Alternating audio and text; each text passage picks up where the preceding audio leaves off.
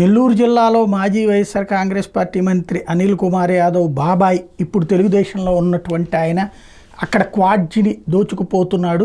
మిగతా చోట్లంతా రాష్ట్ర వ్యాప్తంగా ఆపేయించాడు, ఓన్లీ అక్కడే జరుగుతోంది అన్నటువంటిది మొన్న ఆంధ్రజ్యోతి రాసుకొచ్చింది. అయితే అందుకు భిన్నంగా ఈనాడు ఇవాళ ఒక కథను రాసుకొచ్చింది.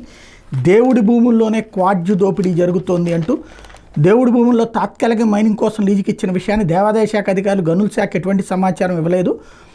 నిబంధనల ప్రకారం అక్కడ తవ్వకాలు జరపాలంటే గనుల శాఖ నుంచి లీజు మంజూరు చేయించుకుని పర్యావరణ అనుమతులు తీసుకుని కాలుష్య నియంత్రణ మండలికి ఫీజులు చెల్లించాలి. అన్ని అనుమతులు వచ్చాక తవ్వకాలు చేపట్టాలి. తవ్వితీసిన ఖనిజాన్ని అక్కడి నుంచి తరలించేందుకు గనుల శాఖ నుంచి పర్మిట్లు తీసుకోవాలి.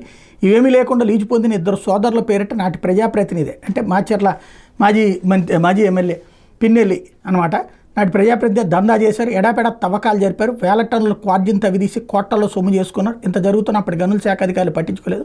మరోవైపు ఇద్దరు లీజుదారులు తొలి ఏడాది మాత్రమే దేవాదాయ శాఖ లీజు డబ్బు చెల్లించి తర్వాత 2 ఏళ్ళు పైసా కూడా కట్టలేదు. అయినా దేవాదాయ శాఖ అధికారులు వాళ్ళ జోలికి వెళ్ళలేదు. దేవాదాయ భూములు ఇష్టానుసారం క్వాడ్జి తవ్వకాలు జరిపారన్న విషయాన్ని ఈనాడు 2023 నవంబర్లోనే వెలుగులోకి తెచ్చింది.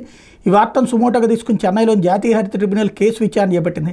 వెంటనే హడావిడిగా అప్పటి దేవాదాయ శాఖ గనుల శాఖ అధికారులు లీజు ప్రాంతాన్ని పరిశీలించారు. 3 భారీ గుంతలు గుర్తించారు. ఆ తర్వాత ఎటువంటి చర్యలు తీసుకోలేదు. తమకు తొలి ఏడాది మాత్రమే లీజు చెల్లించారని, తర్వాత 2 ఏళ్ళు డబ్బు కట్టలేదని దేవాదాయ శాఖ నివేదిక ఇచ్చింది. అసలు ఆ భూములు మైనింగ్ కోసం లీజుకి ఇచ్చిన విషయాన్ని తమ దృష్టికి రాలేదంటూ గనుల శాఖ అధికారులు ఏడాది మేలో ఎన్జీటీకి నివేదిక అందజేశారు.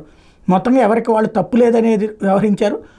కూటమి ప్రభుత్వ అధికారంలోకి వచ్చాక కూడా ఈ దందా చేసినటువంటి వాళ్ళ మీద దృష్టి పెట్టలేదు. దేవాదాయ శాఖ లీజు డబ్బులు ఎగ్గొట్టిన వాళ్ళ మీద చర్యలు, అనుమతులు లేకుండా మైనింగ్ చేసినందుకు తాకీదులు ఇచ్చి జరిమానాలు చెల్లించాలంటూ లీజుదారులకు డిమాండ్ నోటీసులు కూడా జారీ చేయలేదు అన్నటువంటి వార్త ఈనాడు హైలైట్ చేసింది.